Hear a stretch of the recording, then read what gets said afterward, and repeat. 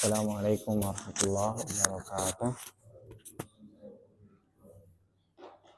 Alhamdulillahi rabbil alamin.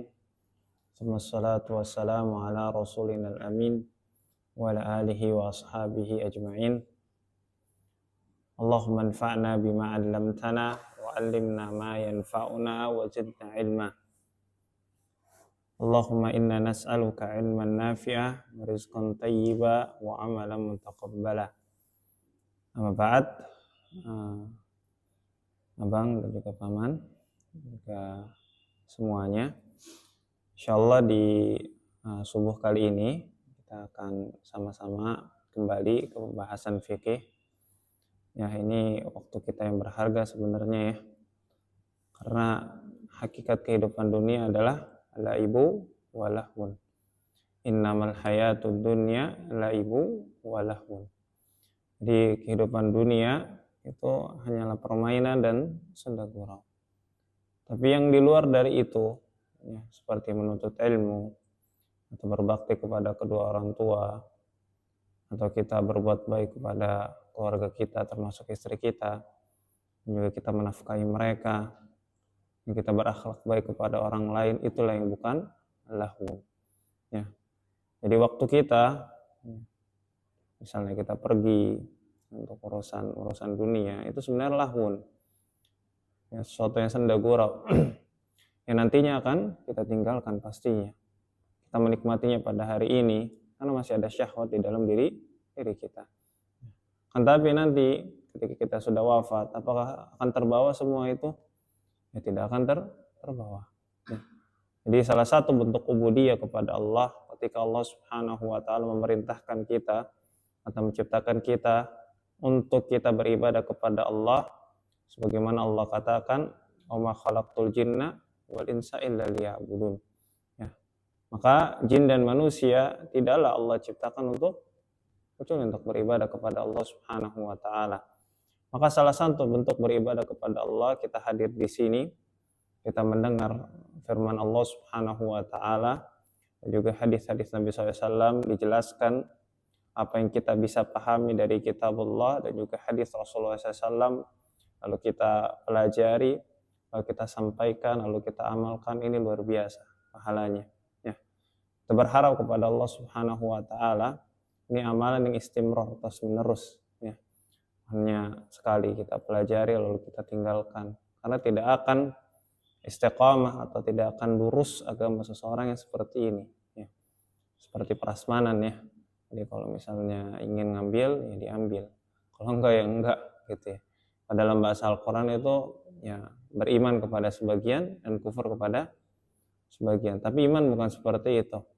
Kalau kita sudah mengabdikan diri kita sebagai hamba Allah Subhanahu wa taala, kita harus taat kepada Allah Tabaraka wa taala secara kafah.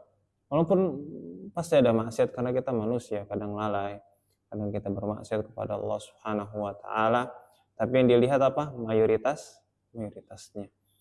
Lihat mayoritas kita kepada lahwun atau tidak, atau kepada permainan atau tidak, hanya senda gurau, orang-orang tertawa, kita nonton-nonton yang seperti itu. Atau mayoritas dari waktu kita adalah ya, untuk Allah Subhanahu wa taala. Karena berharap ganjaran Allah Subhanahu wa taala. Makanya yang kita akan bacakan ini adalah sesuatu yang besar ya, yang tidak akan didapatkan kecuali di majelis-majelis seperti ini. Dan semoga Allah memberikan barokah dan juga manfaat darinya. Dan hari ini insya Allah kita akan melanjutkan berkaitan dengan babut taharah. Kemarin sudah berkaitan dengan ini ya, tayammum dan juga hadas asghar. Ya, hadas asghar. Kemarin di akhir berkaitan dengan apa? Untuk al-haid wan nufasa. Ya, untuk orang yang haid dan juga orang-orang yang nifas, maksudnya para perempuan tersebut. Ya, maksudnya perempuan-perempuan yang haid atau yang nifas, maka annaha la tasum, dia tidak berpuasa. Yang kedua apa? Wala yahillu wat'uha, enggak boleh disetubuhi gitu ya. Ya harus sabar dulu suaminya. Wala talaqoha, dan enggak boleh ditolak, cerai. Maka dinamakan tolak ini ketika istri sedang nifas atau sedang haid, namanya talak apa? Bid'ah namanya. Karena talak itu diajarkan tata caranya. Jadi ketika istri tidak haid, habis itu ada masa iddahnya, dalam masa iddah seperti apa itu diajarkan dalam syariat. Ya, dalam talak itu kita harus dengan cara yang baik juga. Termasuk cara yang ma'ruf atau yang patut atau cara yang baik adalah kita mentalak ya, kalaupun itu perlu ya, itu dengan cara yang diajarkan oleh Allah Subhanahu wa taala dan juga Rasulnya Muhammad sallallahu alaihi wasallam. Jadi nggak boleh ditolak. Para ulama terbagi menjadi dua, yang bahas sedikit ya. Ada yang mengatakan bahwasannya ini talak bid'ah. Ketika talak ini dilakukan maka talaknya tidak sah. Ya. Ada sebagian ulama yang mengatakan ini perbuatan bid'ah tapi talaknya tetap sah. Sebagaimana ya ketika tolaknya itu benar-benar sudah jelas ya, aku mentalak kamu, silahkan pergi ke rumah orang tua, pulang sana. Ya, maka ini tetap tolak. Walaupun itu perbuatan bid'ah, dia tetap berdosa karena dia melakukan sesuatu larangan dari Rasulullah SAW, sesuatu yang tidak pernah diajarkan Rasulullah SAW dalam perihal tersebut. Akan tapi dia juga tetap terkena efeknya juga. Ya, tolaknya tetap teranggap. Ya.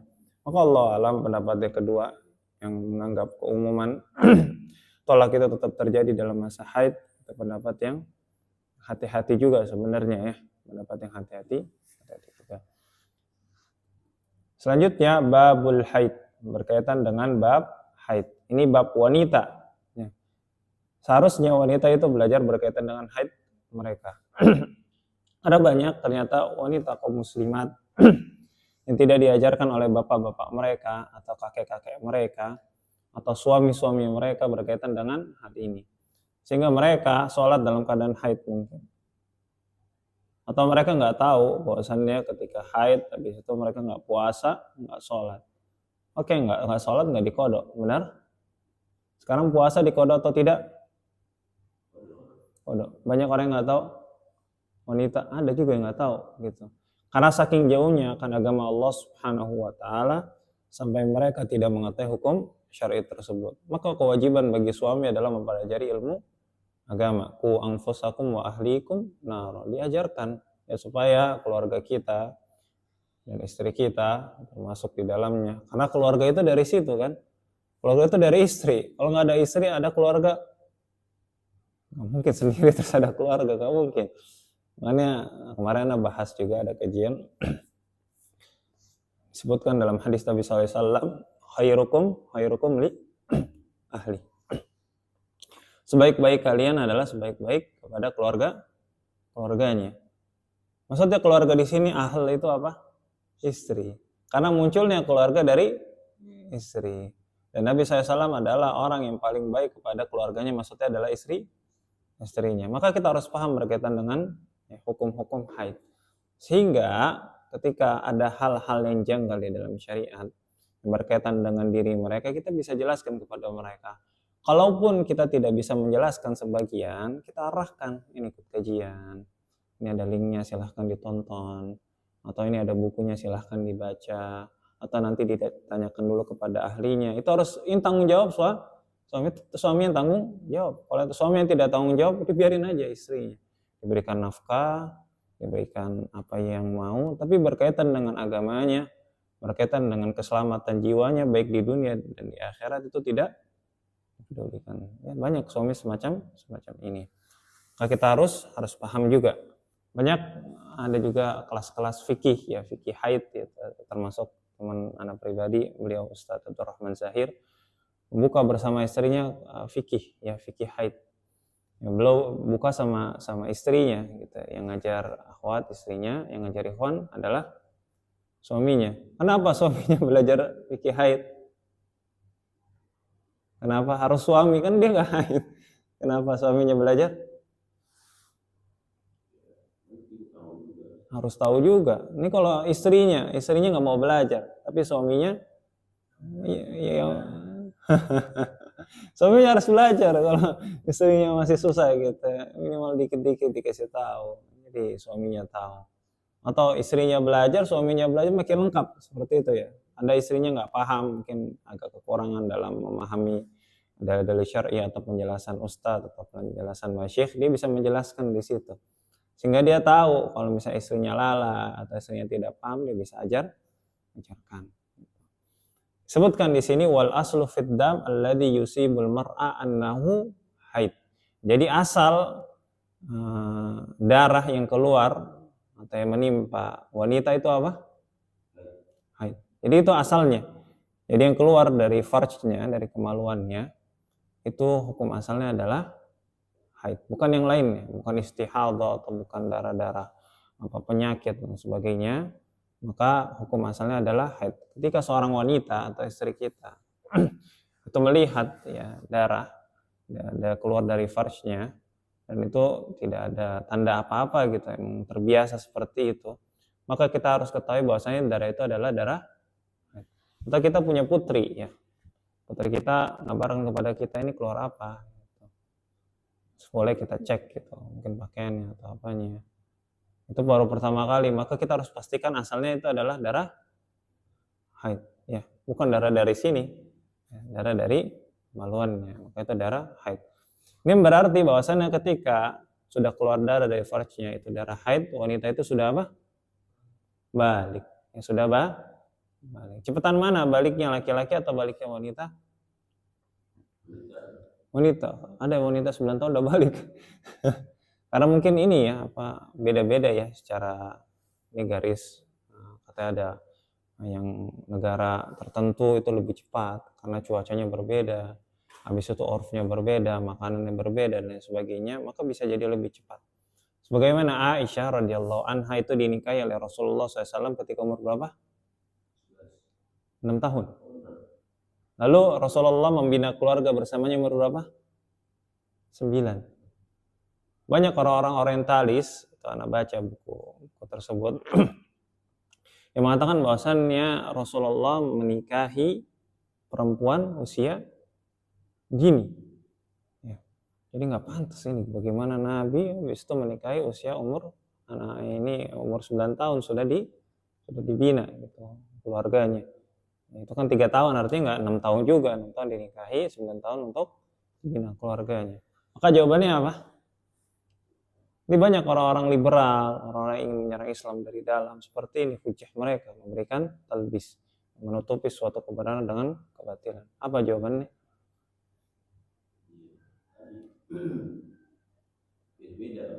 Beda-beda. Nggak bisa kita pastikan bahwasannya itu Aisyah seperti ya putri-putri kita sekarang, nggak bisa 9 tahun itu 9 tahun masih main karet, nggak bisa ya. Karena nggak mungkin Nabi SAW ingin membina keluarga dengan hal-hal atau wanita seperti itu. Tapi sifat-sifat mungkin baru remaja itu pasti ada ya. Tapi Aisyah ini adalah seorang yang akalnya cerdas, tumbuh dewasa, dididik oleh siapa? Abu Bakar. Dan juga istrinya siapa? Istrinya Abu Bakar, Anda juga lupa ya. Istrinya Abu Bakar. Itu luar biasa pendidikannya, ada pendidikan yang solih, pendidikan yang benar, pendidikan yang baik. Ya, kita lihat sosoknya Abu Bakar, bagaimana kepemimpinannya, juga bagaimana ilmunya, dan juga bagaimana kebijaksanaannya, maka akan melahirkan wanita yang bijaksana juga. Disebutkan oleh para ulama, kenapa Allah Subhanahu wa taala memilih Aisyah? Kita bahas dulu di sini. Ya. Karena Allah menginginkan nanti ada orang-orang atau ya, istri-istri Nabi diantaranya Aisyah itu yang menjaga syariat Allah Subhanahu wa taala. Andaikan Nabi SAW itu menikah dengan umur yang sebaya 40 tahun, itu akalnya sudah berbeda atau tidak? Sekarang orang 40 tahun belajar bahasa Arab anak-anak rasakan juga ini ya teman-teman belajar bahasa Arab 40 tahun ke atas sudah sulit memang gitu. Seperti misalnya ya teman-teman kita lah belajar kok susah ya anak paham, anak nyesel gitu dulu kenapa nggak belajar, sering dengar ini? Sering ya, karena memang sudah berbeda gitu. Nah ingin Allah Subhanahu wa taala menginginkan ada di antara orang-orang yang paling dekat dengan Nabi, siapa lagi kecuali istrinya yang menjaga syariatnya, menjaga sunnahnya, dan itu dengan perantara Aisyah radhiyallahu anha. Maka dikatakan bahwasannya siapa yang paling banyak meriwayatkan hadis? Ya, Abu Hurairah, Aisyah, itu orang terdekat Nabi. Ya. Kalau misalnya berkaitan dengan bagaimana keluarga Rasul, pasti riwayatnya dari siapa? Aisyah. Ya, sebagiannya dari Anas bin Malik karena pelayan ini masuk ke rumah Nabi SAW. Nggak mungkin misalnya ya di situ yang meriwayatkan bagaimana Nabi SAW bersama istrinya Aisyah di kasur gitu ya. Dari orang lain, berarti ada yang aneh mata-mata gitu kan. Tapi ini keluar dari lisannya istrinya Aisyah radhiyallahu anha. Tapi dari istri-istrinya yang lain ada tapi sedikit sekali. Seringnya dari Aisyah. Ini menandakan bahwasannya bukan hanya sekedar Nabi SAW itu menikah dengan Aisyah karena ada hikmah yang besar di balik hal tersebut. Ingin syariat Islam ini terjaga dan terbukti dengan riwayat-riwayat hadis datangnya dari Aisyah. Maka orang-orang yang mengatakan bahwasannya Aisyah itu adalah seorang yang kafir, pezina, maka dia telah meruntuhkan berapa agama?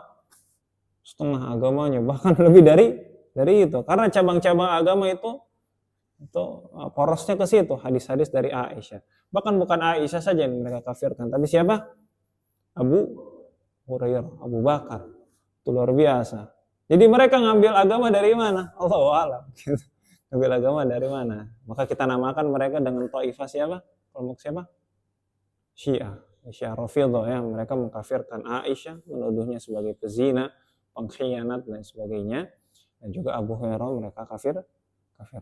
Makanya mereka tidak menerima riwayat-riwayat tersebut. Sahih Bukhari, Sahih Muslim apa ya? Ini bukan pendusta semua. Ya gitu ya, orang pendusta, tingkat dustanya udah parah, maka dia tidak akan mengaku diri pendusta. Tapi orang yang benar dia katakan sebagai pendusta. Annahu haid.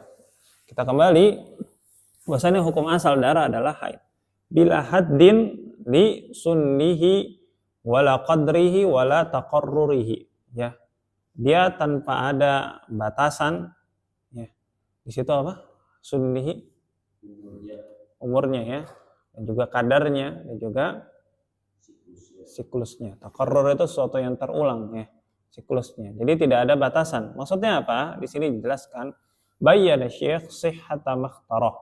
Maka Syekh Abdurrahman bin Nasir As-Sa'di itu menjelaskan perihal apa yang beliau pilih. Wa tallan nafs fil istidlal. Jadi banyak ini istidlal ini ya, masalah wanita, apalagi fikih itu banyak perbedaan pendapat, apalagi berkaitan dengan wanita. Wanita itu rumit, ya kan?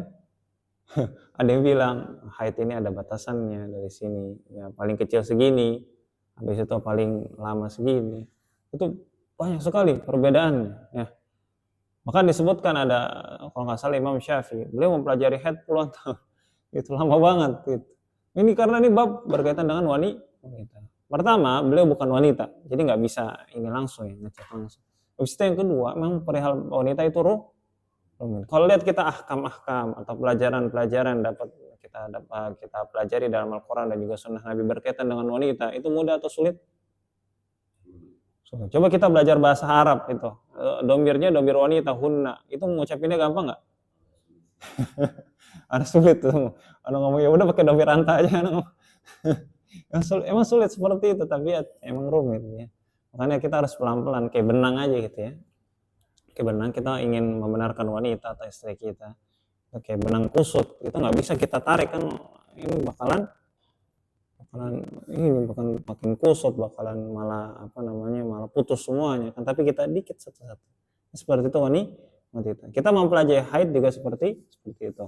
Yang dipelajari di sini hanya sebagian kecil saja ya. Jadi syekh itu ya tidak membatasi. Maka disebutkan di sini annas sahih anna la hadda li aqallihi wala li aktsari.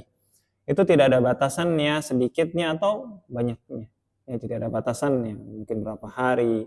Berkaitan dengan nifas seperti itu. Ada yang membatasi nifas itu berapa? 40 hari. Maka tidak ada batasannya. Karena ada orang-orang yang nifas itu sebentar. Ya. Mungkin dia seminggu atau 2 minggu, atau bahkan ada yang bilang gitu ya. Itu ketika dia sudah melahirkan, pas hari itu juga udah berhenti. Wallahu alam, tapi ada mungkin ya, karena berbeda-beda. Apalagi wanita itu sangat kompleks ya perbedaannya. Ya, berkaitan dengan haid juga seperti itu. Ada yang dia bahkan cuma sebentar saja. Kan ada wanita yang tiba-tiba tidak haid gitu dalam waktu yang lama setelah melahirkan, seperti istri anak pribadi. Ya, maka seperti ini kita juga tidak bisa memahaminya dengan sempurna. Wa yuqalu fihi ma qila fil haid. Maka dikatakan juga sebagaimana tadi disebutkan berkaitan dengan nifas, tidak ada hadnya, tidak ada batasannya, sedikit atau banyaknya, maka dalam haid juga seperti itu. Ya. Selanjutnya, illa in atbaqa atau in utbiqad dam 'ala al-mar'a aw sara la yanqati'u anha illa yasiran fa innaha tasiru mustahadah. Boleh dibacakan artinya, Mas? Yang 50.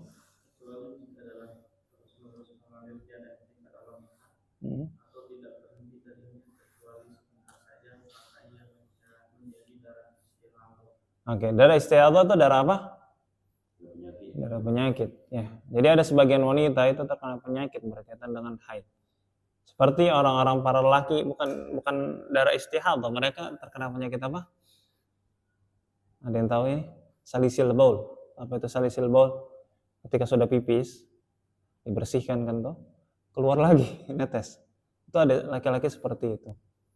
Maka hukumnya seperti para wanita yang terkena darah istihadah, itu penyakit, sama-sama penyakit. Suatu najis yang keluar kan, tapi tidak bisa di stop, sudah dibersihkan gitu. Tapi ya namanya kita akan beraktivitas, nggak mungkin di kamar mandi terus. Ya, masa kamar mandi terus nggak mungkin beraktivitas. Dan itu sahnya sholat dari situ.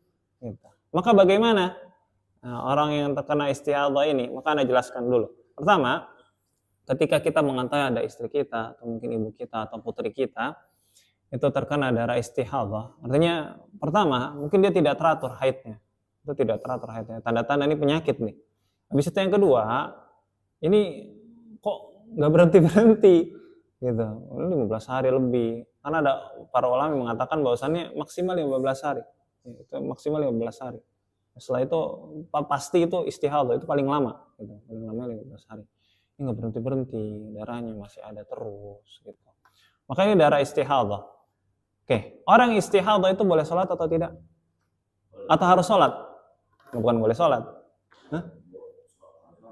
Harus sholat. Puasa? Boleh disentuh oleh suaminya? Boleh, maksudnya jima?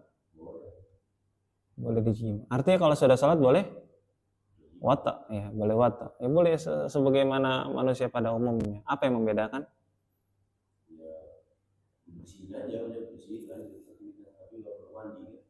Ya, jadi pembalutnya tetap dipakai, karena itu najis. Ya. Jadi ketika mau sholat, ini pastikan sudah masuk azan. Masuk azan, semua sholat dibuang pembalutnya, di situ dicuci bagian ini yang terkena darahnya, bagian dari tubuhnya ataupun mungkin ada pakaiannya, itu dicuci. Habis itu dia tetap sholat. Kalaupun nanti keluar ketika sholatnya dia merasa ada yang keluar, maka nggak usah dianggap. Gitu. Dan dia berwudu setiap mau sholat. Dan dia berwudunya itu ketika sudah azan. Dan dia harus mandi. Maksudnya iktisal di sini adalah dia bersihkan bagian itu jasadnya, ya, jasad yang terkena darah tersebut. Karena ada para ulama yang mengatakan bahwasannya dalam hadis ada seperti Ummu Habibah, itu beliau terkena istihadah 7 tahun. 7 tahun lama ya. Istihadah, jadi itu penyakit sebenarnya. Ya. Jadi kata Nabi itu, ya kamu mandi gitu. Habis itu kamu wudu, kamu sholat. Maka para ulama ini ada beberapa pendapat menafsirkan ini. Pertama, pendapat yang pertama adalah mandi ini maksudnya adalah ini sudah dimansuh. Awalnya Nabi SAW mengatakan bahwasanya ini mandi, dimansuh dengan hadis yang datang kepada Fatimah bukan Fatimah anaknya Nabi, ya, pada Fatimah bahwasannya cukup berwudu. Ada itu. Jadi cukup berwudu saja. Habis itu makna yang kedua adalah ini bukan iktisal maksudnya mandi. Ya, iktisal memang mandi maksudnya al-ghusl. Tapi makna iktisal di sini, iktasili maksudnya adalah ya bersihkan. Iktisal juga ya faksilu wujuhakum bukan mandi ini kan. Wajahnya. Maksudnya iktasili bagian itu. Mandikan atau bersihkan bagian yang terkena darah tersebut. Nah, itu yang paling dekat. Jadi pertama harus dibersihkan, habis itu yang kedua harus berwudu. Ya, setiap mau sholat harus berwudu. Ya. Lalu bagaimana nih kalau misalnya ada dari keluarga kita, atau kita ada yang bertanya kepada kita atau kepada istri kita yang terkena darah istihadhah. Faqad amarahan Nabi sallallahu alaihi wasallam an tajlisa adataha. Apa ini? Nabi sallallahu alaihi wasallam memerintahkan kepada wanita mustahadah agar menjalankan kebiasaan. Maksudnya gimana tuh? Ya normal aja. Maksud kebiasaan gini. Jadi kalau misalnya dia bukan wanita yang baru haid ya. Maksudnya udah tahu siklusnya. Kebiasaannya misalnya dia haid itu 8 hari. Atau kebiasaan dia 9 hari atau 7 hari atau 4 hari atau 5 hari gitu. Kebiasaannya segini, nggak mungkin lebih gitu. Kebiasaan segini. Nah, berarti darah yang keluar setelah itu adalah darah istihadhah. Dia tahu adatnya ya, berkaitan dengan dirinya, tabiat ya, dia tahu darahnya yang keluar. Habis itu darah istihadhahnya dia tahu. Kalau nggak tahu gimana? Fa in lam yakun laha ada fa ilatam yiziha. Kalau misalnya dia tidak punya kebiasaan itu, maka tamyiz itu apa? Maka dengan cara apa dia menggunakannya darah haid dari darah istihadhah. Nah, ini pertama keadaannya, kebiasaan, siklusnya. Habis itu tamyiz. Tamyiz itu membedakan. Gimana maksudnya ini? Keterangan ya. Ini makanya kita harus baca, Anda juga harus baca-baca dulu. Ya. Tamyiz itu maksudnya adalah seperti ini. Jadi itu darah itu bisa dibedakan nggak darah haid sama darah istihadhah secara fisik ya? Itu darahnya warnanya berbeda atau tidak? Ada yang bilang darah istihadhah namanya penyakit ya, darahnya agak hitam, nggak seger. Jadi hitam, habis itu baunya bau aneh gitu ya, bau amis dan sebagainya. Maka kalau misalnya bisa dipastikan seperti itu dengan cara melihat fisik kita bedakan, maka ketahuilah ketika darahnya berbeda, maka telah berhenti haidnya, dia wajib mandi, dan juga setelahnya adalah dihukumi darah istihadhah. Kalau nggak bisa juga, fa illam yakun laha tamyiz fa ila adatin nisa'i al-ghalibah sittati ayyam aw sab'ah. Kalau nggak bisa juga apa? Maka kembali kepada kebiasaan wanita pada umumnya, yaitu 6 atau 7 hari. Ya, ini kebiasaan wanita secara garis besar ya. Ada yang lebih dari itu, tapi kebiasaannya itu 6 hari atau 7 hari gitu. Maka kalau misalnya tidak punya siklus, habis itu tidak bisa membedakan karena sama, mungkin sama itu penyakitnya, nggak tahu di mana. Ada yang seperti itu, sama darahnya sama, warnanya sama, habis itu kuantitasnya sama, semuanya sama ya. Maka itu kita sesuaikan dengan adat kebiasaan ya para wanita secara garis besar, yaitu 6 hari atau 7 hari ya. Kalau misalnya sudah lewat waktu tersebut, maka tetap sholat ya, mandi dulu, habis itu sholat, dibersihkan sebagaimana bilang tadi ya. Dan darah setelahnya maka itu darah istihadhah. Darah istihadhah najis atau tidak? Ya, najis lah. Najis ya, darah istihadhah tetap najis, akan tapi tidak membuat dirinya terhalang dari melakukan ibadahnya, termasuk melayani suaminya. Akan tapi dijelaskan di sini boleh dijima, tapi lihat kondisi fisik istrinya. Kalau misalnya dia berat, tapi darahnya masih keluar banyak, juga ya itu akan berpengaruh juga ketika kita ya, berhubungan badan dengannya, maka jangan. Ya. Tapi kalau misalnya mungkin kan darahnya tinggal sedikit dan sebagainya, maka tidak mengapa. Nah, setelah kita berhubungan kita bersihkan. Allahu a'lam. Ya. Ada yang tanyakan berkaitan dengan haid? Cukup ya. Ada yang seperti ini. Istihadhah. Ya, maka harus banyak-banyak baca ya berkaitan dengan istihadhah ini. Ya, terkhusus kepada suami yang mendapati istrinya memiliki siklus seperti hal tersebut. Ya. Selanjutnya kitabus shalah, berkaitan dengan kitabus shalah. Ya, bab salat. Al-Mu'allif yaitu Syekh Abdurrahman ibn Nasir As-Sa'di membawakan pertama kali berkaitan dengan salat ini atau bab salat syurutus shalah, syarat-syarat salat. Taqaddama anna at-taharata min syurutiha. Telah lalu bahwasannya tahara itu dari syarat sholat ya. Jadi syarat sholat itu toharo, itu sudah diketahui bersama. Jadi nggak boleh seseorang itu membawa najis ketika sholat. Harus dibersihkan terlebih dahulu. Yang kedua, tidak boleh seseorang itu sengaja tidak toharo. Dia junub, habis itu dia langsung sholat. Ini sholatnya sah atau tidak? Tidak sah. Yang kedua, dosa atau tidak? Sebesar. Sebesar, dia tahu hukumnya. Tapi dia dalam keadaan junub, dia sholat, dosa besar. Bahkan sebagian ulama mengatakan dia bermain-main atas agama istihza. Dia kafir katanya.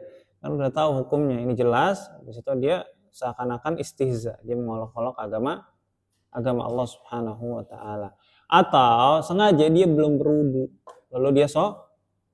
Terkadang anak-anak seperti ini, kita ingatkan. Anak-anak kita ingatkan. Karena tohara itu adalah miftahus sholat, kuncinya sholat. Kalau misalnya tanpa tohara itu tidak bisa sholat. Seperti ya, kita mau ke tempat wisata, itu kuncinya apa? Punya tiket. Nggak punya tiket bisa masuk. Ya, sekarang kalau misalnya masuk ilegal atau tidak? Ada pintu lain misalnya. Ilegal, ditangkap gitu ya. Nggak berhak kamu ke sini. Nah, sama seperti ya orang yang sholat tanpa tohara, ini ilegal sholat, jadi berhak dihukum seperti ini, nggak sesuai dengan apa yang ditentukan SOP seperti apa dalam syariat. Wa min syurutiha dukhulul waqt wal aslu fihi hadits Jibril annahu amman Nabi sallallahu alaihi wasallam atau amman Nabi sallallahu alaihi wasallam fi awwalil waqt wa akhiri wa qala ya Muhammad as-salatu ma baina hadain al-waqtain rawahu Ahmad wal Nasai wa Tirmidzi. Boleh baca Mas artinya?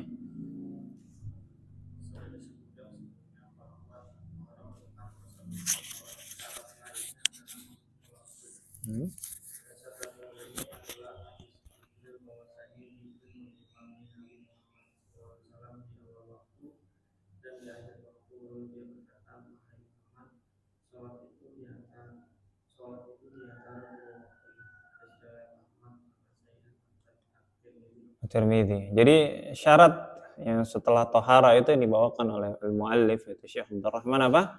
Masuk waktu. Sekarang Anda mau nanya, Paman, Abang, Mas di sini, ketika sudah azan, ini berlaku pada wanita misalnya ya, azan, dia udah siap-siap sebelum azan. Lalu dia sholat ketika azan, itu sah atau tidak? Sholat ketika azan. Kalau bisa sah. Berani saja. Tapi kan ada adab menjawab azan. Jadi sebaiknya tunda dulu lah jawab azan. Jawab azan ya. Aku ini udah pernah dengar jawabannya. Tadi udah ada azan. Jadi yang berkati baru jelas. Karena telat mungkin ya. Azannya. Karena aja udah semua sama. Ya, benar kata Bang Fuad, tetap sah. Karena dukhulul waqt sudah masuk waktu. Yang nggak sah seperti ini ya. Anak pernah itu ya lagi kajian sama guru-guru. Di situ kok udah azan asar gitu. Anak lihat jam, kayaknya bukan nih, ini masih jam segini. 10 menit baru azan, 10 menit lagi tulisannya. Anak lihat waktu. Ya Allah, ini kok sendiri. Nah, dia sholat pada saat itu, dia udah azan. Dosa ini nggak apa, sholatnya sah atau tidak? Nggak azan, bukan patokannya azan. Kadang orang azan tuh salah, baru bangun, habis itu ngeliat kayaknya udah asar. Dia apa namanya? Dia azan gitu. Ya, seperti itu. Kadang juga orang yang azan lama. Ya, kalau itu masjid dekat rumah kita, ini kan sekarang ada speaker ya, di kedengaran di mana-mana. Kita dengerin dulu masjid dekat rumah kita. Selama dia tepat waktu ya. Kalau dia agak lama 5 menit, udah kita sholat aja. Maksudnya kalau kita mau safar ya udah sholat aja. Atau istri kita, ya dia apa namanya, dia ingin sholat ya sholat aja lebih dahulu. Karena sudah masuk waktunya. Ada hadis Jibril bahwasannya imam ya ketika itu imami Nabi SAW adalah Jibril, luar biasa. Jibril imami Nabi SAW di awal waktu dan akhirnya. Lalu mengatakan wahai Muhammad, sholat ini di antara waktu ini. Ya, artinya sholat itu harus masuk waktunya, harus sesuai waktunya, nggak boleh di luar itu atau lebih dahulu. Di dalam Al-Quran dalilnya apa? Ada nggak di sini? Tuh. Ya, sungguhnya sholat ya, ala itu bisa maknanya wajib, telah ditetapkan, diwajibkan atas orang-orang yang beriman. Kitab mau kuta, kitab itu sesuatu yang tersusun ya. mauqut, sesuatu waktu ya. Jadi sesuatu yang tersusun itu sesuai dengan waktunya atau jadwalnya. Maka udah terangkan waktu zuhur itu kapan, waktu asar dulu nggak ada jam kan, tapi sudah terangkan secara jelas oleh Nabi Muhammad SAW. Seperti kita masuk kantor gitu ada waktunya. Sekarang masuk kantor jam 4 pagi. Waktu ketika waktu mubakir artinya sebelum waktunya pas misalnya jam 8 Bang masuk kantor ya. Boleh paling cepat jam berapa? Nggak ada. Nggak boleh? Kalau peraturan di kantor ya masuk jam 8. Kita datang sebelum jam 8, nggak teranggap. Tapi boleh? Timeline itu baru di start jam 8. Timeline jam 8. Pelanggaran nggak masuk setengah 8? Nggak pelanggaran. Nggak pelanggaran. Tapi ya nggak dihitung. Karena jam kerja kan 8 jam. 8 pagi sampai jam 4 sore. Kalau datang orang misalnya mau datang jam 7 gitu, terus dia bisa pulang jam 3 ya nggak bisa. Iya, karena ada ketetapannya gitu ya. Aturan mainnya jam 8. Iya, aturan main ya.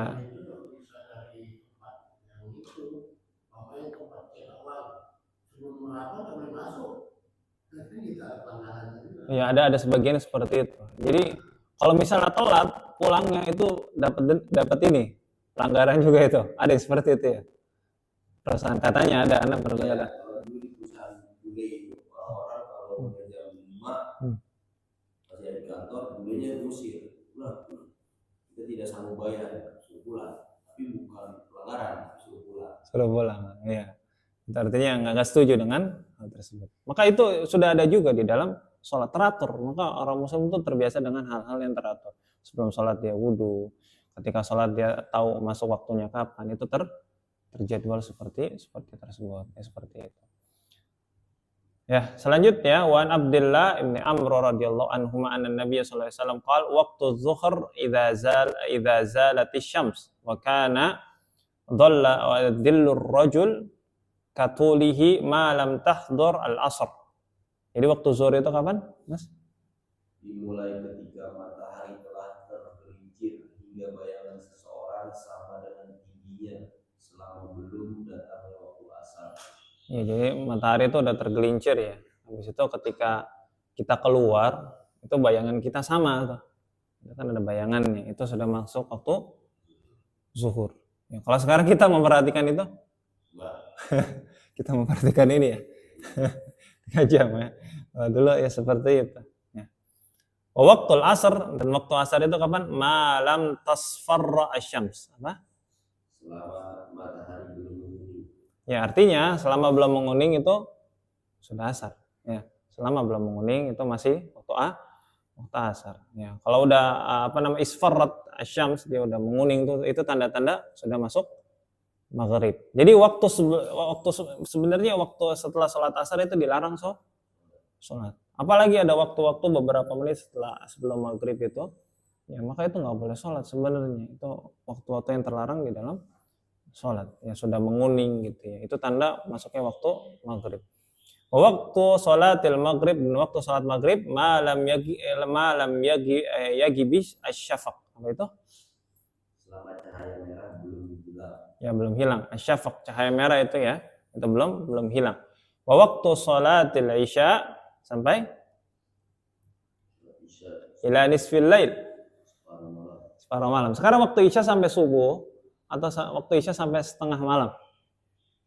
Sampai setengah malam.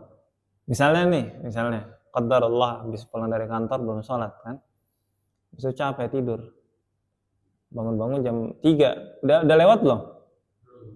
Ila nisfil lail udah lewat itu? Kalau malam udah lewat. Setengah malam udah lewat itu? Udah lewat. Oke. Sekarang gimana? Pernah dengar ada Ustaz bilang siapa gitu, ya sholat aja. Ya kan yang penting belum subuh, belum masuk subuh, sholatin aja. Jadi pendapat dalam mazhab Hambali termasuk yang dipegang oleh Syekh Abdurrahman adalah sholat isya itu paling akhir sampai berakhirnya setengah malam, itu paling akhir. Kalau misalnya qadarullah karena lupa atau qadarullah karena tertidur, maka boleh dilakukan itu setelah itu. banyak beristighfar kepada Allah karena sudah lewat waktunya. Toh kalau misal dia benar-benar terpaksa, misalnya dia naik pesawat, maksudnya dia bisa turun itu jam 2 atau jam 3, nggak apa-apa sholat di waktu tersebut, ya. Di waktu tersebut itu tidak mengapa. Tapi pada asalnya itu nggak boleh lewat dari setengah. Maka diusahakan itu sebelum tidur harus sudah sholat. Kalau enggak itu kan biasanya sampai sebelum subuh kita baru bangun. Tapi sebagian ulama seperti dalam mazhab Syafi'i itu sampai waktu subuh, agak lama memang, agak lama. Walaupun setengah malam ini kalau dihitungan jam 12. Atau kalau bicara setengah malam sebenarnya kan jam 9:10. Karena kalau 12:01 kan udah hari berikutnya. Sekarang kalau misalnya persentase ya Bang ya, kita bagi waktu malam menjadi 3. Jadi sepertiga awal, habis itu setengahnya, habis itu sepertiga akhir. Sekarang waktu malam contoh 9 jam. Ya, berarti 3 jam pertama itu malam awalnya. Habis itu 3 jam berikutnya itu sampai setengah malam, sampai berakhir 6 jam tersebut. Nah, setelahnya baru sepertiga malam terakhir. Ya, gitu. Karena waktu malam di antara negara itu berbeda. Ada yang waktu malamnya ketika musim dingin itu lama. Ada yang waktu malamnya cepat dan sebagainya, maka tergantung dari keadaan negara tersebut. Maka disebut sulusul lail al-akhir, sepertiga malam akhir. Karena dibagi persentase sepertiga, gitu. Sepertiga dari malam tersebut. Ya, seperti itu.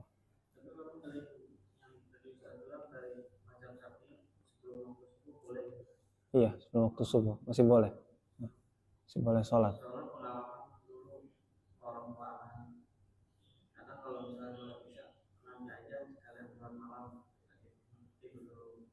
Alhamdulillah kalau sekarang udah nggak pernah, karena waktu pernah nasihatkan, memangnya yakin setelah tidur itu bakal bangun lagi, setelah bisa dulu, setelah tidur malam bangun, setelah malam bisa apa-apa. Iya. Dulu kebiasaan mereka itu berdua ya gitu, tidur aja dulu. Mungkin ajaran dari kiainya mungkin juga. Nggak tahu. Alhamdulillah sekarang sudah nggak nasihatkan itu. Iya. Tapi memang ya nanti ada jelaskan juga ya, bahwasannya untuk sholat isya terkhusus itu boleh diakhirkan, bahkan lebih afdal diakhirkan. Tapi tergantung dari kondisi. Kita diakhirkan malah bablas, kondisi udah dari pagi sampai malam itu udah capek. Sekarang diakhirkan tidur sebentar, habis itu bablas atau enggak? Bablas udah nggak sadar. Bahkan kalau anak kita nangis kenceng itu sadar nggak bapak-bapak? Ada sekarang apalagi waktu sholat alarmnya suka kita mati. Sekarang alarm berapa kali Bang di HP? Kalau dari 2 kali. 2 kali. Itu kan udah yang satu aja berulang kan Bang? Berulang kan. Habis itu yang kedua berulang juga kan? Yang satu kalau kita di set di steman awal waktu 3. Kalau 12 jam 4, nah jam 4 itu berulang itu sampai subuh. Jadi apa? Slow. Mas berapa kali Mas? 2 kali juga. Berulang tapi ya? Ya itu seperti azan gitu ya. 2 kali azan untuk subuh ya. Ada pengingatnya seperti itu. Nah sekarang coba bayangkan itu untuk subuh ya yang waktunya lama. Sekarang untuk waktu isya. Mungkin nggak seperti itu dimatiin langsung bablas semua. Apalagi kalau berpatokan bahwasannya waktu akhirnya adalah setengah malam, itu makin sempit lagi. Nah kan ini juga ketika sudah bangun, biasanya sebagian orang tuh sulit tidur lagi. Kalaupun tidur nanti tidurnya bablas sampai jam 6 biasanya. Anak termasuk seperti itu. Misalnya kalau bangun, habis itu bangun jam 3. Seperti anak tadi bangun bukan jam 4 ya, ini jam setengah 4. Anak mau tidur nggak bisa tidur. Kalau tidur takut kebablasan nggak kajian ini.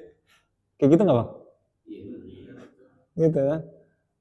Ya nggak bisa ya, seperti itu. Jadi kita sesuaikan dengan kondisi tubuh kita. Ya kondisi kita seperti apa. Waktu sholati subhi min tulu'il fajri ma lam tatla asy-syams rawu Muslim. Jadi waktu subuh itu apa? Kapan? Terbitnya fajar selama sebelum terbitnya matahari, riwayat Muslim. Selanjutnya Wa yudraku waktu sholati bi idrakir raka'ah. Ini yang terakhir insyaallah, atau sampai satu poin setelahnya. Dan didapati atau mendapatkan waktu sholat selama dia mendapatkan satu rakaat. Liqaulihi sallallahu alaihi wasallam, sebagaimana Nabi SAW bersabda, man adraka raka'atan min shalah faqad adraka shalah. Barang siapa yang mendapatkan satu rakaat dari salat, maka dia telah mendapatkan salat. Maksudnya apa ini? Ada yang bisa menjelaskan, Paman? Gimana?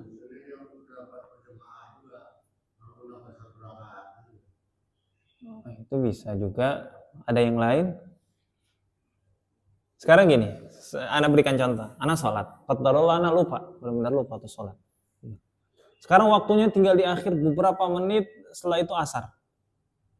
Nah, sekarang anak sholat, Allahu Akbar. Anak dapat satu rakaat. Sisanya itu waktu asar, anak udah azan sisanya. Anak masih sholat gitu. Ini sudah sholat atau belum? Dapat waktu sholat enggak? Dapat, karena sudah dapat satu rakaat. Nah, tapi kalau misalnya belum dapat, dia ulang sholatnya dulu. Nanti dia qada pada waktu selanjutnya. Jadi selama dia masih dapat satu rakaat, maka dia telah mendapatkan sholat. Jadi beberapa menit sebelum waktu azan tersebut, atau sebelum waktu sholat asar, dia sudah dapat satu rakaat, maka dia telah masuk waktu tersebut. Nah, satu rakaat itu dihitungnya kapan? Satu rakaat sampai ini kan, saya sampai kelar rakaat. Ya, minimal sekali itu sampai rukuknya. Ruku selesai satu rakaat. Ya, setelah itu dia bisa melanjutkan lagi. Itu minimal sekali. Kalau nggak salah Anda dengar dari Ustaz Yazid ketika Anda hadir kajian beliau. Ya. Wala yahillu ta'khiruha au ta'khiru ba'diha an waqtiha li udhrin au ghairih. Apa itu artinya?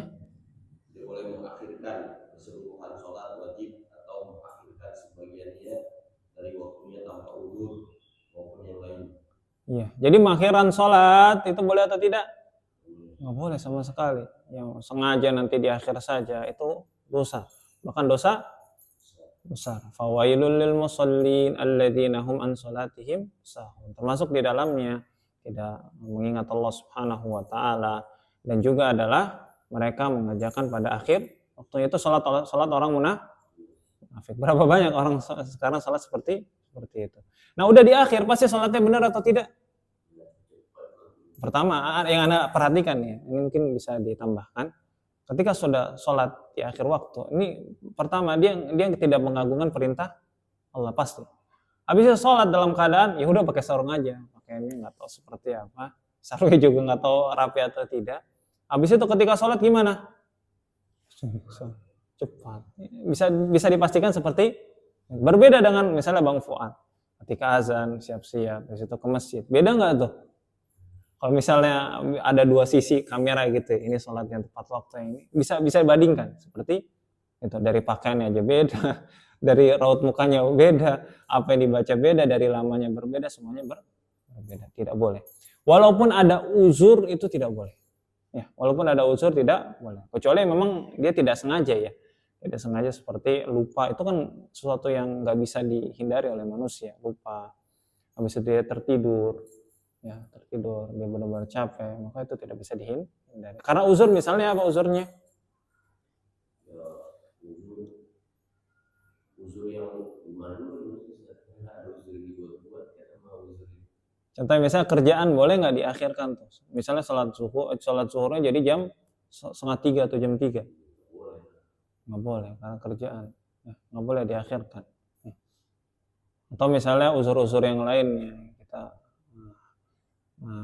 bukan darurat ya, kita sakit tetap di awal waktu atau minimal pertengahan gitu. Kalau nggak bisa jangan di akhir ya, di akhir. Kecuali mengakhirkannya karena sebab menjamaknya, itu tidak mengapa. Karena kalau misalnya menjamak itu kalau nggak di awal di akhir itu dibolehkan ketika menjamaknya. Ya, tapi menjamak itu yang lebih afdal adalah di awal ya, misalnya ya zuhur ya kita menjamak di zuhur. Kalau nggak bisa di akhirnya juga jangan akhir banget 5:30 gitu, jangan.